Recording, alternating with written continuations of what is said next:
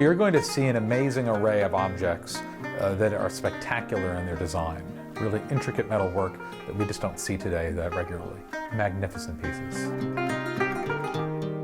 These would be done by groups of families, usually grandfathers, their sons and their grandsons working in shops, and they'd be working on different levels of workmanship depending on where it was going to go. If it was for, let's say, a tourist market, it might be very simple and not complicated in its design. But if it was going for the upper echelons in high society in Damascus and elsewhere in Syria, people wanted the finest craftsmanship there. So it just depended where its ultimate destination was.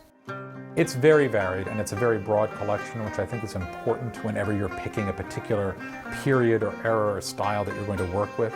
You want larger, more elaborate objects. You want smaller, simpler objects. You really want to show the range of what was available on the marketplace at the time. Whether you're talking about an inkwell or a pen holder or a jar or a vase, a table, every kind of decorative object, a censer, a lantern, this type of work could be applied to.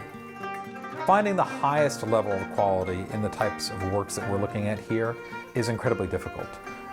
These were only made in limited numbers. They took incredible numbers of hours to produce, so you're just not going to see them. And when you think of the tourist market especially, you're going to just see the run-of-the-mill stuff. Hundreds, if not thousands, of those pieces being made just to satisfy somebody bringing home a trinket or item to remember of their trip. It's one of the first museum exhibitions devoted almost solely to the subject in our region and probably in the United States.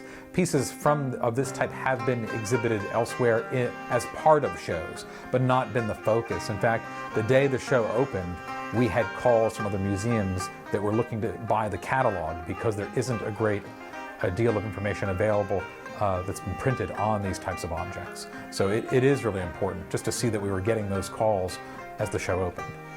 West Virginia is not a particularly diverse place in the United States. We are very white, very Anglo-Saxon, and German and Irish and Scottish in our ancestry.